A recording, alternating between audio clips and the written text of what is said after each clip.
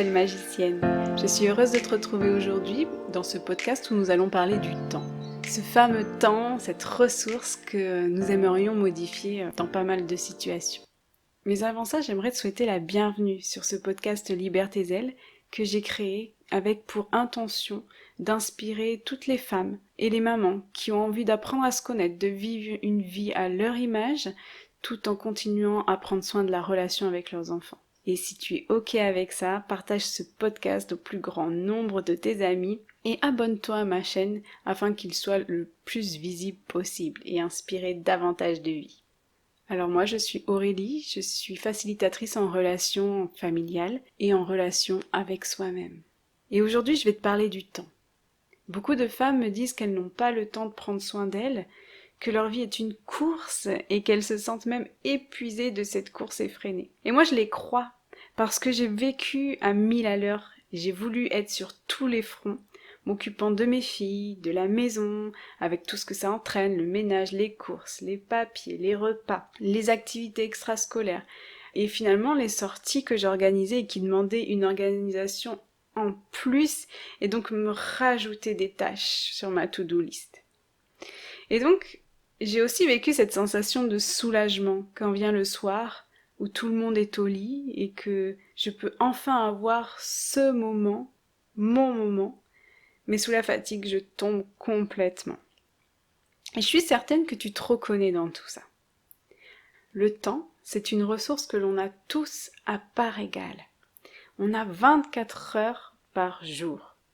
Et pourtant, je suis certaine que parfois, tu sembles en manquer et que tu aimerais avoir des journées de 32 heures et voire même plus. Et d'autres fois, c'est plutôt le contraire. Tu aimerais réduire le temps. Notamment quand tu es dans une situation inconfortable, tu sais, comme l'attente chez le médecin avec les enfants. Toutes ces situations-là où tu aimerais que le temps passe plus vite. Je rebondis parce qu'il y a aussi cette notion d'accélérer le temps. Tu sais, comme quand tu sais que tu vas bientôt pouvoir aller chez l'esthéticienne ou t'arrêter et lire un bon livre sous un arbre, c'est un peu ça pour moi. Mais toutes ces fois-là où tu sais que c'est bientôt, t'aimerais accélérer le temps pour y arriver, pour être à ce moment-là. Et toutes ces fois où, au contraire, t'aimerais que le temps s'arrête parce que ça y est, tu vis ce moment-là. Et tu aimerais juste que le temps se fige, et tu aimerais juste pouvoir être vraiment là, profiter de cet instant pour toi.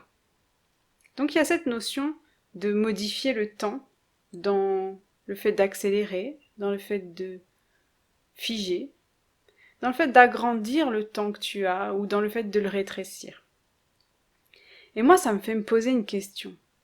À quel moment je suis dans l'instant présent sans chercher à le modifier, à le rendre extensible ou rétractable? Et puis surtout, à quel moment ça bascule? À quel moment ça commence à basculer?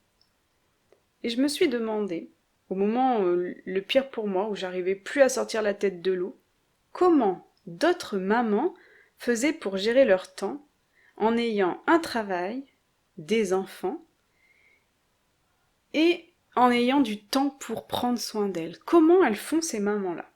C'était vraiment pour moi impossible en étant salariée, en ayant des enfants, en ayant toute l'organisation du quotidien autour de moi. Pour moi, c'était vraiment infaisable que de prendre du temps pour moi.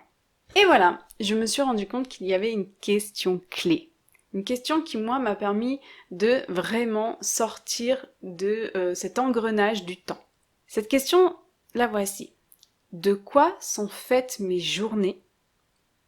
Et idéalement, de quoi ai-je besoin pour avoir une journée épanouissante pour moi, une journée en équilibre pour moi?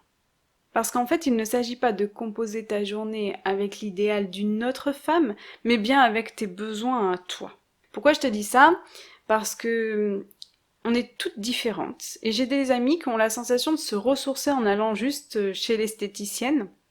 Alors que pour moi, ce qui me ressource, c'est d'aller faire une balade en forêt, de me poser 5 minutes pour méditer au son de la rivière, ou lire un livre sous un arbre. Et là, je me sens vraiment rechargée. Et il y a une différence entre ce que l'on pense devoir faire pour prendre du temps pour soi, et là, je parle de tout ce qui pourrait être source de conditionnement, comme une femme, pour prendre soin d'elle, elle fait du shopping ou des choses comme ça. Donc il y a la différence entre ça et ce qui te ressource vraiment. Tu sais, ce qui laisse une trace en toi, ce qui fait que tu reviens un peu différente de ce moment-là. On pourra en reparler dans un autre podcast sur comment prendre soin de soi et faire de ce temps-là quelque chose de prolifique pour toi. Mais on va rester focalisé sur le temps. Je t'invite juste à te poser cette question clé. De quoi sont faites tes journées ? Et idéalement, de quoi as-tu besoin pour avoir une journée épanouissante pour toi ? J'ai bien dit pour toi. Alors je sais que tu vas peut-être rencontrer des objections à cela. Peut-être que tu vas te dire, oui mais elle peut le faire, pas moi, elle a de la famille, elle a des amis, elle a du relais. Ou alors peut-être aussi tu vas te dire, oui mais moi je n'ai pas d'argent, je peux pas aller chez l'esthéticienne, aller faire les magasins, etc.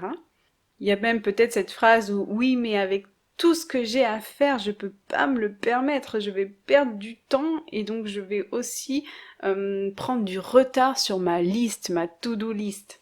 Tu vois, il y a toutes ces petites phrases, ces petites objections qui viennent et je le sais parce que je les ai toutes vécues, ces objections. Je me suis posé toutes ces questions, je me suis dit à moi-même toutes ces petites phrases-là. Mais ce qu'il y a d'important, c'est maintenant, ici, de quoi tu as besoin. Que veux-tu réellement ? Comment tu te sens avec cette vie effrénée, avec cette notion du temps toi, maintenant ? Si ça te pose pas de problème, c'est ok. Alors vas-y, continue. Mais si il y a quelque chose en toi qui dit mais ouais, je n'ai pas le temps et j'aimerais en avoir, ou en tout cas j'aimerais l'utiliser différemment ce temps-là, alors je crois qu'il y a une solution à tous ces petits messages qui viennent comme objection à toi. Parce que moi je les ai trouvées ces solutions, donc je te le dis, elles sont là, elles sont présentes, elles sont en toi. D'accord ? Toutes ces petites objections, c'est parfois juste des conditionnements, une façon de contrôler quelque chose. Il peut y avoir plusieurs raisons à ça.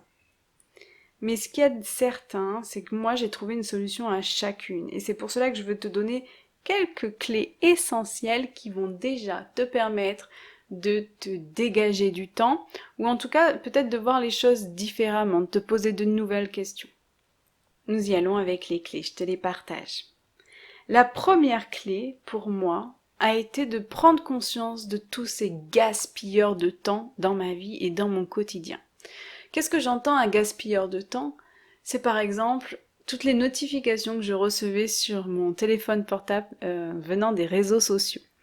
Et en fait, je me suis rendu compte que je pouvais passer peut-être des heures dans la journée à vérifier si j'avais pas des mails.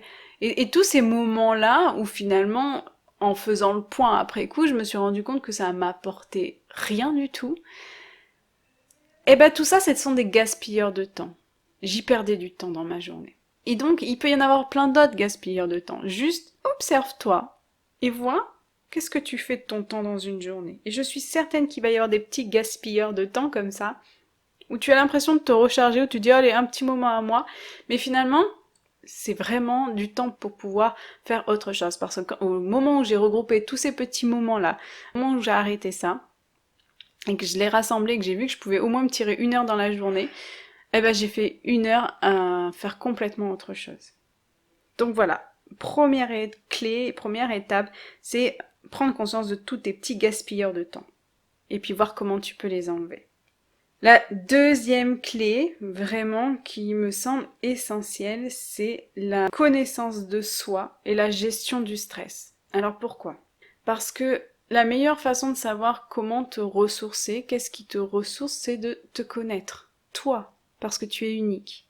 Et pourquoi la gestion du stress ? Parce que je me suis rendu compte que quand on était dans un état de stress par rapport à une situation, par rapport à une personne, par rapport peut-être à tout le discours qu'on peut se dire dans sa tête, quand moi-même je suis en état de stress, je peux passer sur une tâche à accomplir peut-être 2 fois plus de temps que ce que cela m'aurait demandé normalement.